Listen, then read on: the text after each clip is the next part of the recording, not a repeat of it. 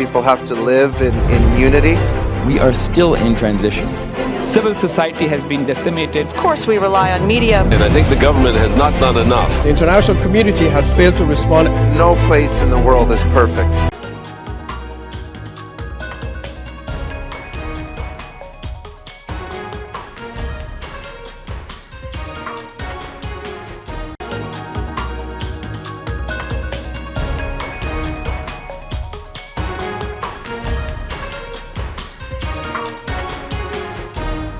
Hello viewers, I'm your host Pratiksha Mishra with another episode of South Asia Focus. Let's begin the show.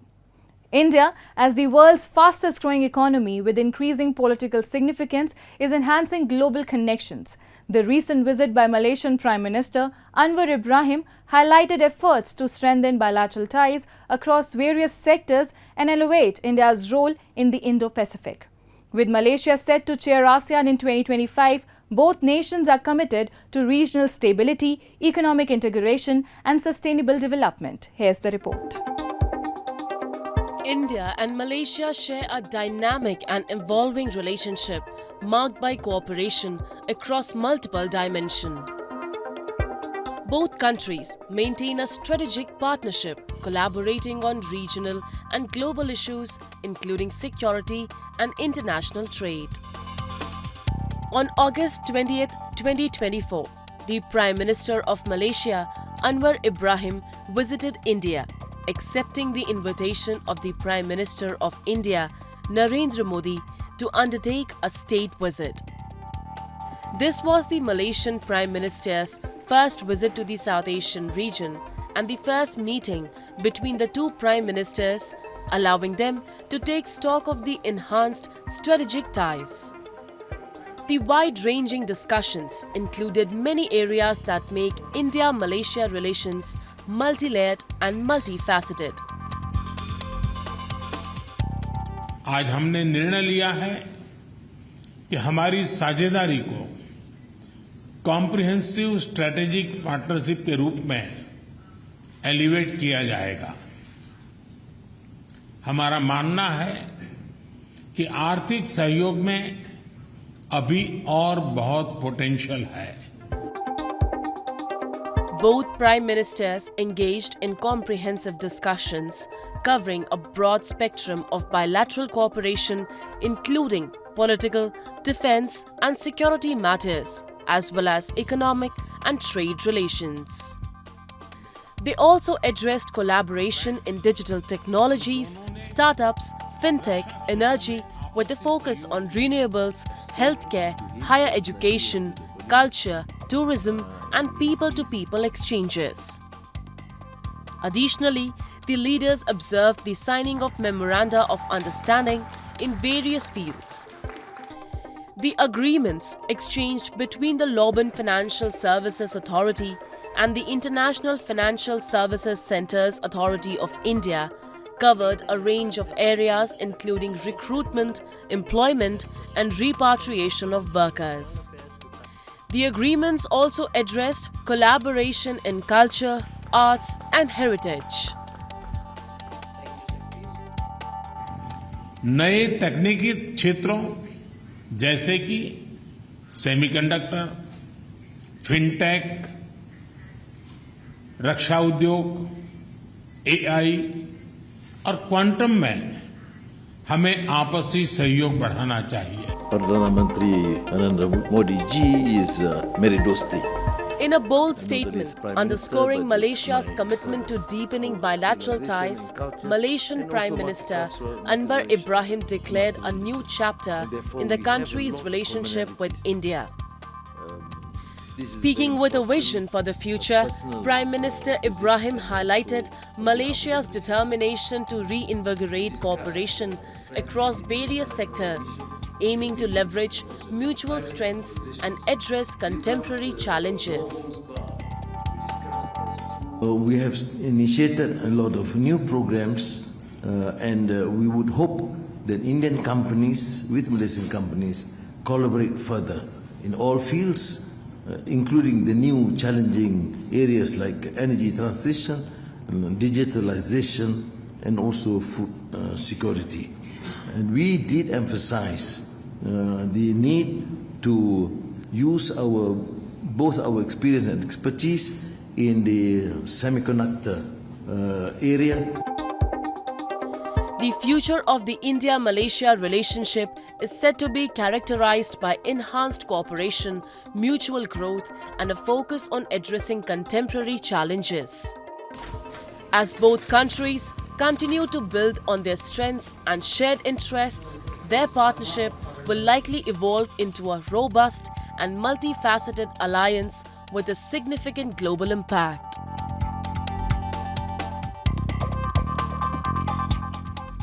India is undeniably playing a crucial role in promoting global peace, stability and trade enhancement. Prime Minister Narendra Modi's visit to Poland and Ukraine amidst the ongoing conflict between Moscow and Kyiv sends a powerful signal to the international community.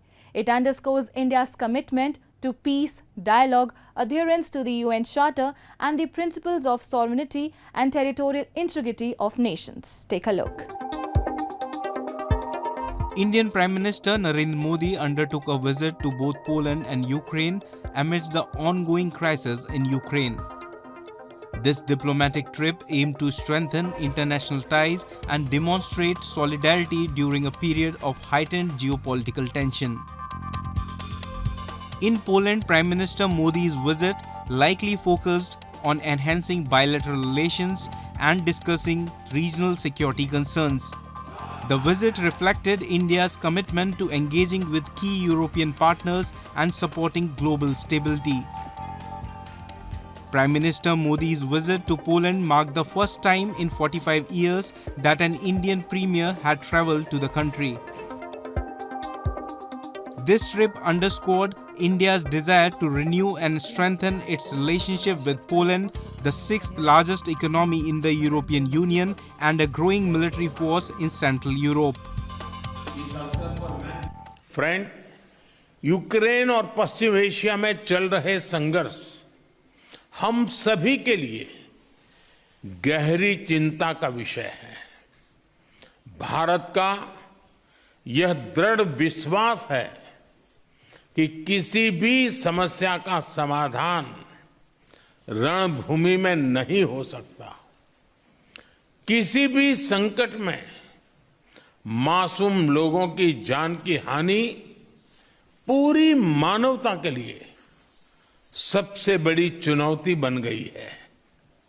हम शांति और स्थिरता की जल्द से जल्द बहाली के लिए डायलॉग और डिप्लोमेसी का समर्थन करते हैं। इसके लिए भारत अपने मित्र देशों के साथ मिलकर हर संभव सहयोग देने के लिए तैयार है। Bardzo się cieszę, że pan premier potwierdził gotowość zaangażowania, swojego osobistego zaangażowania w pokojowe, sprawiedliwe, szybkie zakończenie wojny.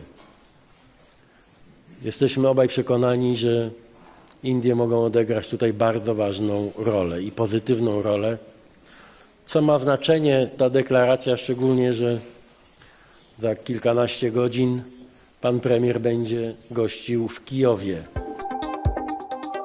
Prime Minister Modi's visit to Ukraine took place amid severe conflict and turmoil, underscoring India's potential role in helping to resolve the crisis.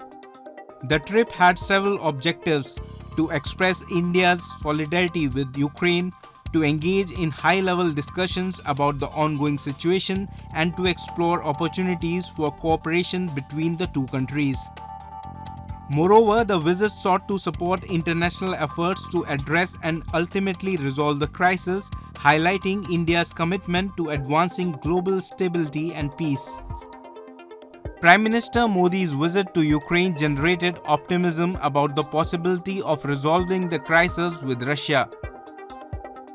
Prime Minister Modi's engagement was seen as a potential catalyst for advancing peace efforts and encouraging constructive dialogue between the conflicting parties. The visit raised expectations that India's involvement could contribute to finding a resolution and alleviating the ongoing tensions in the region. We all need peace. but we must understand red lines for this peace. And I very hope that Mr. Modi will be like one of important advocation of this process. With Prime Minister Modi's visit marking a significant diplomatic effort, both Poland and Ukraine express hope that India's involvement will pave the way for a constructive dialogue and a peaceful resolution to the ongoing conflict. The international community anticipates that these efforts will contribute to long-term stability in the region. Time now for Asia This Week, the stories from across the continent.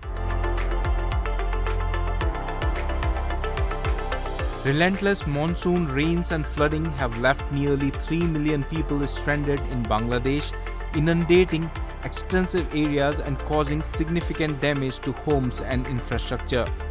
Television footage revealed severe flooding in several districts where torrents of flood water were rushing through streets, roads were heavily submerged, and people were being rescued using ropes.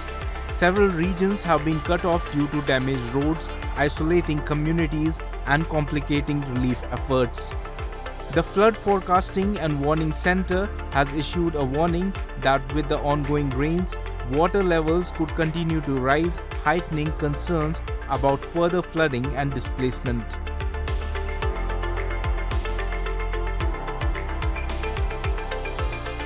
Cambodian Prime Minister Hun Manet attended a homecoming ceremony for several centuries-old antiquities looted from the country during war and unrest.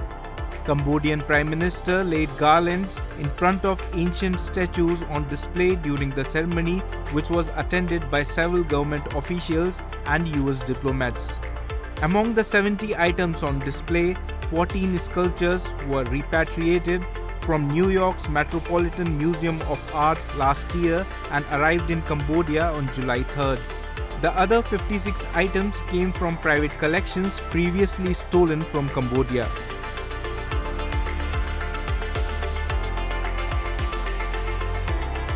A bus carrying Pakistani pilgrims overturned in central Iran, killing several people. The accident was caused by a technical defect in the bus's braking system, according to the initial investigations made by the Iranian traffic police. Millions of Shiite Muslims are currently partaking in the Arbaeen pilgrimage in Iraq's Karbala Governorate.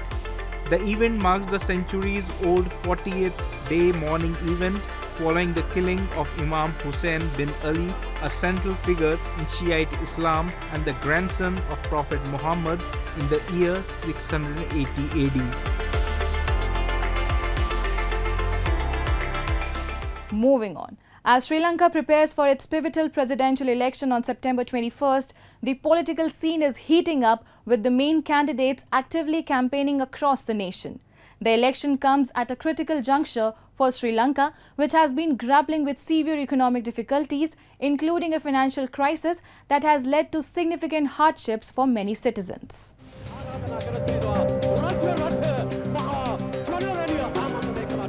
Sri Lanka's main presidential candidates kick-started their campaigns recently, drawing thousands of people to their rallies ahead of the crucial September 21st vote.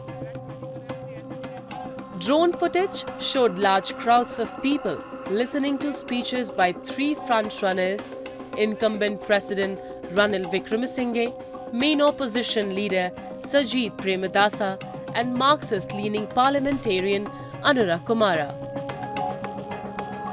ජනතාව වින්දේ දුක අපි දන්නවා මම නැහැ කියන්නේ මම දන්නවා අපි වැට් වැඩි කරද්දී ඇති උනේ බර මම නැහැ කියන්නේ කරන්ට සිදු වුණා මේ තත්ත්වයට එන්න කැමැත්තෙන් කරේ නෑ අකමැත්තෙන් කරේ. The upcoming presidential election in Sri Lanka is set against the backdrop of the country's most severe financial crisis in recent history. This crisis, which began to escalate significantly in 2022, resulted from the nation exhausting its foreign reserves. The depletion of these reserves triggered a cascade of economic failures, including a dramatic decline in the economy and a default on foreign debt. This financial turmoil has deeply impacted the lives of Sri Lankans, leading to widespread shortages of essential goods, skyrocketing inflation, and a general erosion of public trust in the government. As the nation grapples with these profound economic challenges, the presidential election on September 21 becomes a critical juncture. අද මේ ඓතිහාසික අවස්ථාවේ අපේ රටේ ඉතිහාසය අලුතෙන් ලියවෙන මොහොතක මම ආරාධනා කරනවා ඔබ සියලු දෙනාටම මේ වැඩපිළිවෙලේ සාක්ෂිකරුවන් බවට පමණක් පත් නොවි ඔබත් මේ වැඩසටහනේ නියමුවන් නායකින් පංගුකරුවන් හවුල්කරුවන් කොටස්කරුවන් බවට පත් වෙලා රට දිනවන අලුත් ගමනට ඔබ සියලු දෙනාගේම සහයෝගය ශක්තිය ලබා දෙන්නයි කියලා මම මේ අවස්ථාවේ ඉල්ලීමක් කරනවා.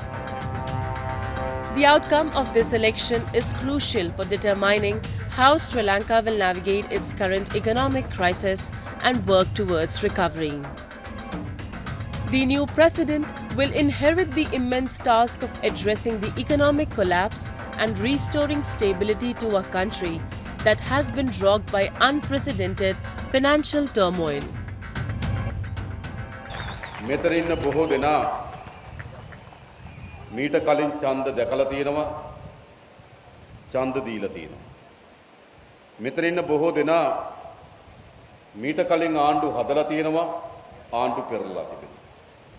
හැබැයි මේ සැප්තැම්බර් මාසේ 21 වෙනිදාට එන්නේ හුදු ආණ්ඩු පෙරලියක් හුදු නායකයන්ගේ මාරුවක් හුදු ඡන්දයක් නෙවෙයි.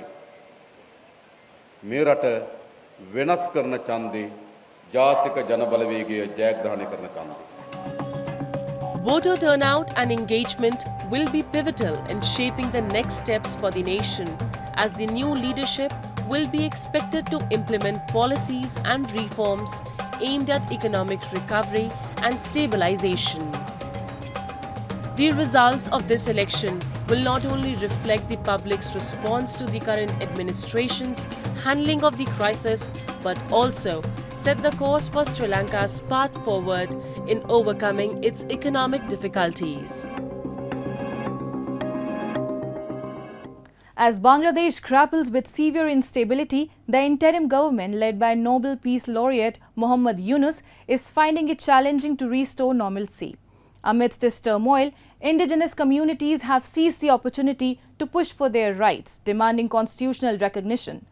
Despite the government's assurances, significant doubts persist regarding the effectiveness of its efforts. Here's the latest report. Amid the backdrop of a turbulent political landscape, indigenous communities in Bangladesh recently seized the movement to advocate for their rights. Members from various Bangladeshi indigenous communities gathered in Dhaka to celebrate the newly formed interim government and voiced long-standing demands for constitutional recognition and rights. আমরা বর্তমানে যে government সেটা স্বীকৃতি চাই আর আমরা আদিবাসী আমরা এই আদিবাসী হয়ে আমাদের স্বীকৃতিটা আমরা চাচ্ছি। Nobel Peace Laureate Muhammad Yunus has recently been thrust into the role of leader for Bangladesh's caretaker government following a period of intense violence that has severely destabilized the nation. This unrest forced Prime Minister Sheikh Hasina to step down and flee to neighboring India, further exacerbating the country's turmoil. Under Yunus' interim administration, there are serious doubts about the effectiveness of efforts to restore peace and stability. Muhammad Tohid Hossain, the Foreign Affairs Advisor for the interim government, has highlighted the extensive but seemingly insufficient measures being taken to manage the crisis and stabilize the situation. The interim government's attempts to address these urgent issues and re-establish order come at a critical moment but the effectiveness of their strategies remains questionable as the nation continues to grapple with ongoing instability and unrest. All my colleagues in the Council of Advisors, they are extremely busy with bringing back the normalcy. Everyone has his job cut out. Law and order, legal affairs, then the Ministry of Home's work, foreign affairs, the little that we are doing. And everyone has the jobs to cut out for the next 10, 15, 20 days. I think from September, things will, normalcy and normal way of functioning will start. Recently, Bangladesh plunged into intense political and social turmoil characterized by extensive violence and unrest. This crisis, which escalated over several weeks, was driven by increasing discontent with the government and worsening economic conditions. The situation peaked when former Prime Minister Sheikh Hasina was compelled to resign under the intense pressure from the violent protests and demonstrations. In a dramatic development, she sought refuge in neighboring India, underscoring the severity of the situation and the inability of her administration to control the rapidly deteriorating crisis. And with that, we come to the end of this week's episode. See you next week. Goodbye and take care.